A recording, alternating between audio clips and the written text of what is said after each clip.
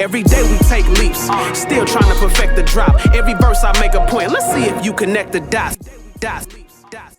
Yo, welcome back, world, to another special episode of Connect the Dots, hosted by yours truly, the newfound Loose Sound Riley B, and as always, powered by Suburban Pro Studios. And look, y'all, I know I say this a lot, but right now, I'm excited for the energy in the room, for the artists that's in the room, for the way we branching out and connect the dots. You know, we get a lot of bars. We like to focus on expression and people just telling their truth through whatever form of art that they choose. And today, I'm excited to have Aida Ade in the building. How are you?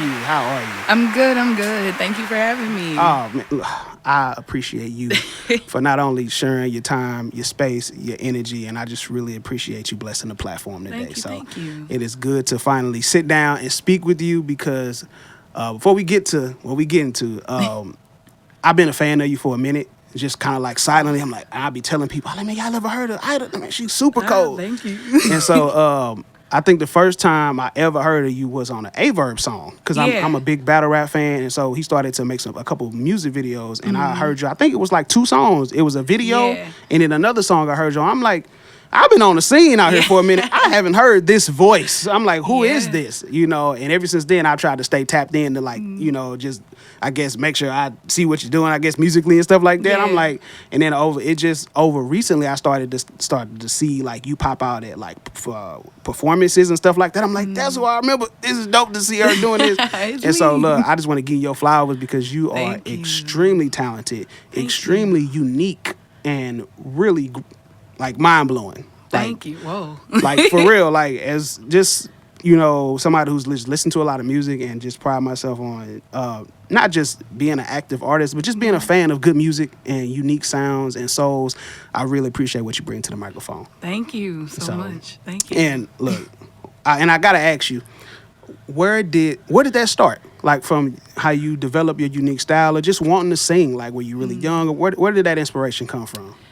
I used to sing all the time when I was little, but never like anything serious or nothing like that. I actually was a classically trained violinist and violist. So I didn't sing like at all. I really enjoyed being in an orchestra where I could like sit back, blend in, but still gonna make some noise for that too, you know? Like, shout out to the classical girlies and boysies. Yep.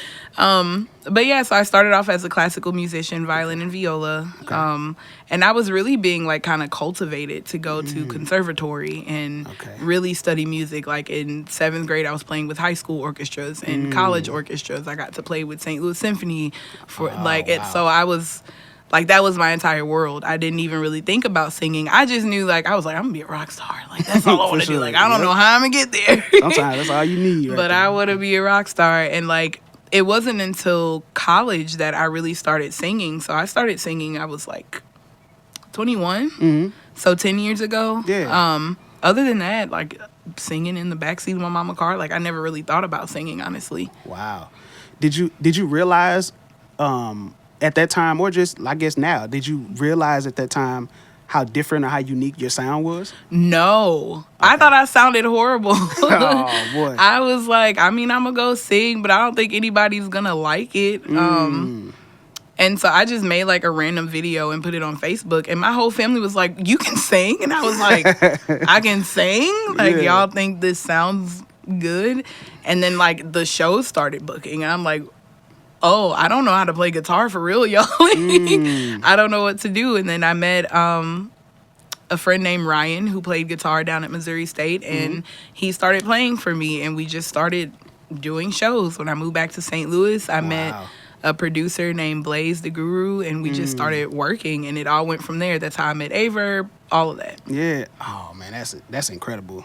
Because, like, when I listen to you now, it sounds like you, like, complete confidence, and you may have it, and you know it just sounds like, you know, you may not. We all, you know, have different feelings about how we do our craft, and like the confidence just spills through the records. And so again, I'm appreciative of you coming through. I just want to give you your flowers on how credible I think you are and will be. And I know you mentioned about playing the guitar.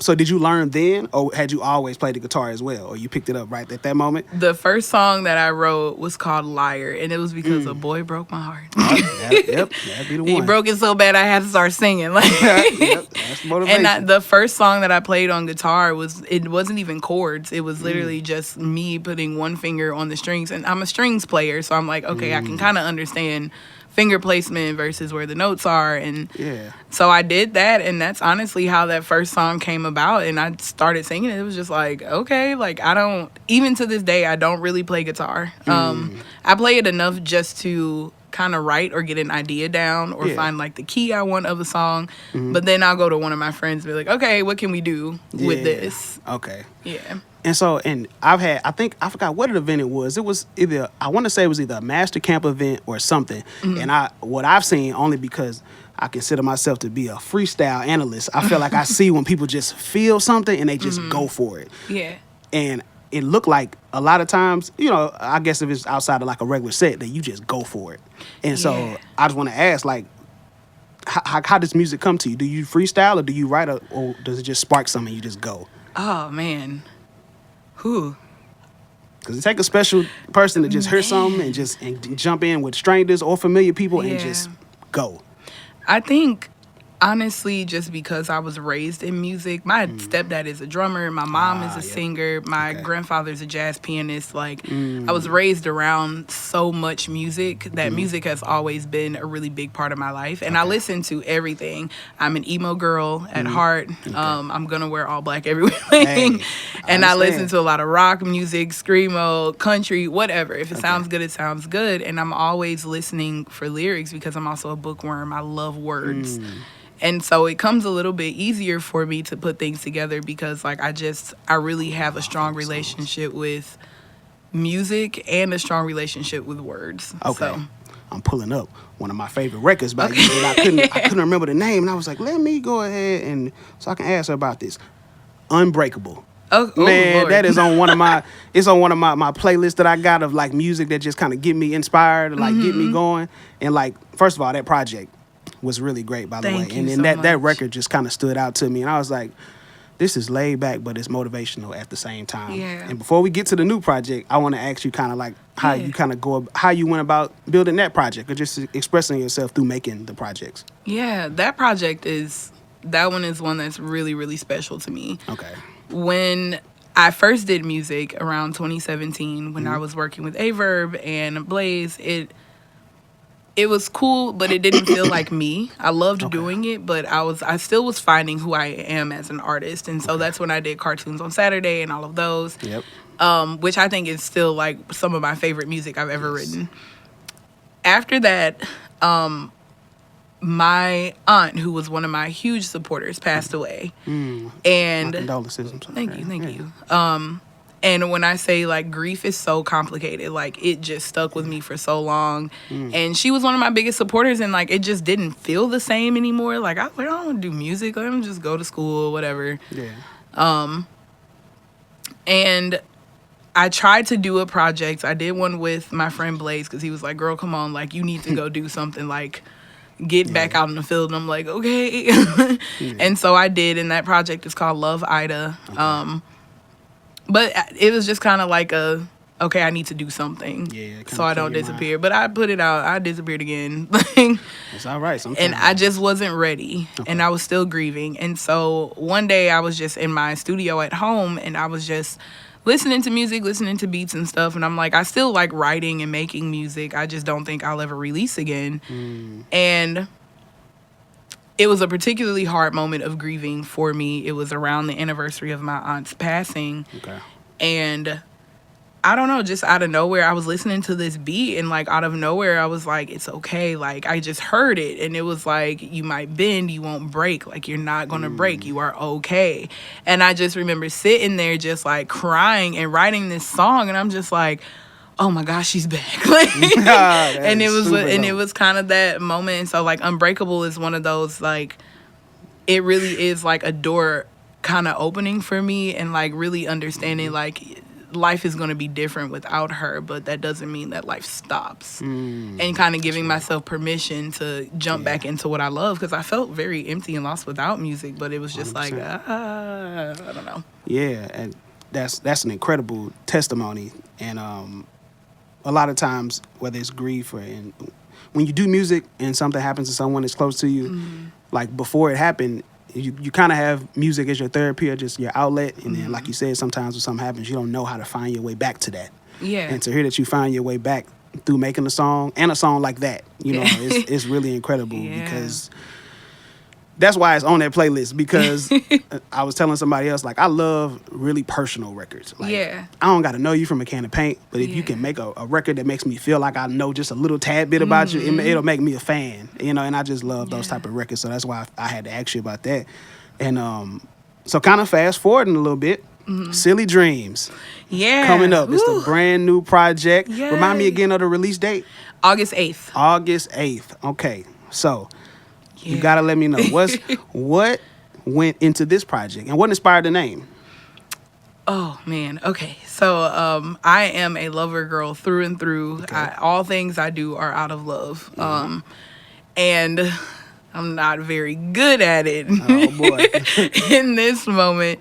And so there was a song that I wrote called Fantasy. And it was like my reminder, like, just because you love someone, that doesn't mean you're meant to be with someone. It takes more than love to cultivate a healthy relationship. 100%. And I wrote this song to remind myself, like, sis, you are grown. Like, and it's time to start having a healthier relationship with love. And so, like, the hook is like, it's a fantasy, a silly dream. You and me will never be. And it repeats, and I'm like, yeah, just remember, every time you want to be with that person, that's not it. And so, like, the silly dream is really like this fairy tale. I grew up loving fairy tales and books and things. And so, like, the silly dream is like this fairy tale of how love is supposed to be, but it's not realistic, and it's not a healthy idea of love. It's not love for that person. It's love for the idea of the person. And so that was kind of the silly dream. So this project is kind of like all about love and like the way that I was processing it and how I love myself and nurture myself so that I am healthy for a healthier situation. Incredible, because that is 100% facts. Yeah. Did that kind of I know you said it was a little bit of the driving force. How many songs are on the album? There are 9 songs, and then the 10th song is a live performance of one of the other ones. I am excited to hear it, because I feel like you're a powerhouse by yourself, whether it's vocally with a band. And I also meant to say congratulations, because I was at the Slumfest Awards and you won Best R&B Soul. And I was like, yep, she deserved that. That was kind of very surprised. And you had performed Cartoons on Saturday, and somebody had told me about that song. When they saw that you were performing, and I was like, I don't know what she's getting ready to perform. They were like, man, I hope she do Cartoons on Saturday. And I was like, that's what this sounds like. I had never heard it, and you smoked it. You didn't have a band that day, and it was just like, no, nerve-wracking. Look, so congratulations on that. Thank you. I'm really looking forward to the project. Thank you. And you have an album release show coming up? I do. July 26th will be at the National Blues Museum with the Daruba Collective, which I cannot move without them. Like, if it was not for them, y'all would not see. No, they are one of my driving forces, so I have to shout them out. Thank you so much for everything y'all do for me, because child. No, that's real. I'm excited. Number one, that venue, I have never been to a concert of any kind there.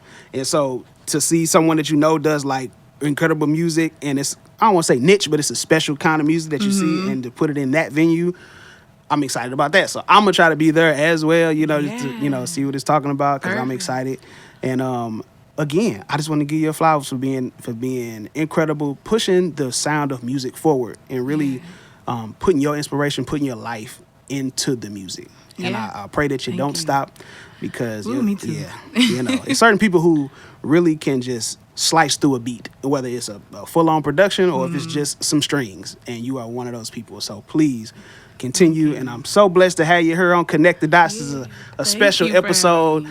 And before we get out of here, can we give them a little something? Can we give them a little demonstration? A little bit? Okay. A little something, y'all. We got the Unbreakable.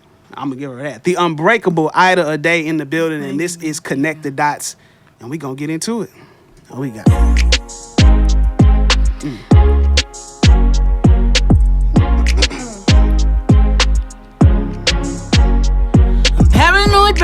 Paranoid. So many people wanna steal my joy, but I protect my peace. I protect my energy. And I can see. You never really wanted what was good for me, and they don't deserve my loyalty, but I'm coming for everything that's meant for me. Pray to God that He keeps my mind sound. Pray to God that He keep me around. Got some people that I can't let down. So many people counting on my smile. I lose my way and wanna break down. Give an inch and they wanna take a mile. Grew through pain and all of the trials, but they don't recognize me now, 'cause I'm changing and I'm growing and I'm doing all that I can to be what I need to be. And so if you wanna see me, I'm trying to be everything I gotta be. I can't let you down, 'cause if I do, I'm letting down me. I don't wanna let go, so I just gotta keep on driving forward, even when I'm paranoid. Oh, look, this is Connect the Dots. Look, this is Aida Ade. That was beyond enough for the people. Silly Dreams is on its way out. Silly Dreams, the release show. Y'all make sure y'all show up to that as well. Thank you again. I really appreciate you. Thank you for having me. For sharing the energy. This is Connect the Dots, y'all. If you like what you heard or you seen, make sure you like, comment, subscribe, and let us know who you want to see next. And as another special edition of Connect the Dots, I am your host, Riley B, and this is Aida Ade. And until next time, peace. Every day we take leaps, still trying to perfect the drop. Every verse I make a point. Let's see if you connect the dots.